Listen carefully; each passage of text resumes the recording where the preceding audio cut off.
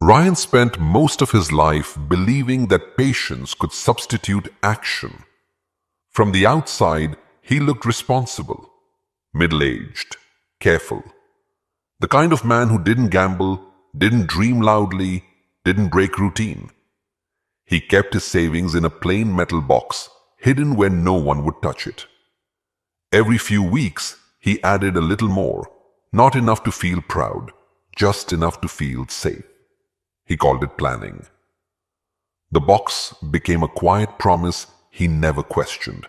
As long as it existed, the future felt handled. Delayed, but handled. What Ryan didn't notice, because no one notices it at first, was how the world kept moving while the box stayed still. Prices shifted, needs expanded, responsibilities grew heavier without asking permission. The money didn't vanish, it just slowly lost its voice.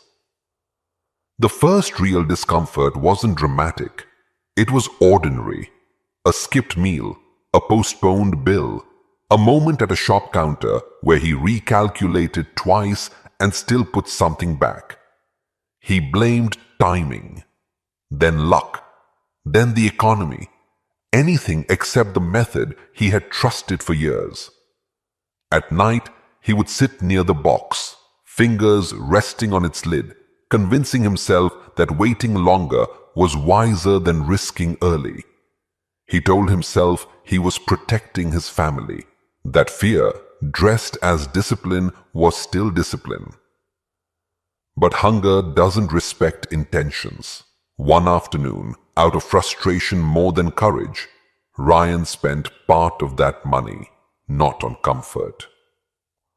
On tools, used ones, cheap ones, the kind that suggested effort, not status. It felt wrong immediately, like breaking a rule he'd lived by too long to remember why. The first days were clumsy. His hands weren't used to being useful that way.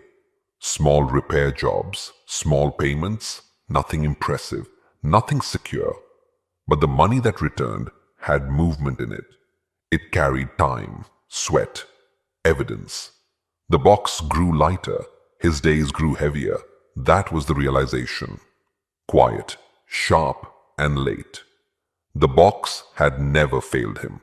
It had simply never worked. It asked nothing of him, and in return, it gave nothing back. Ryan didn't feel inspired. He felt exposed.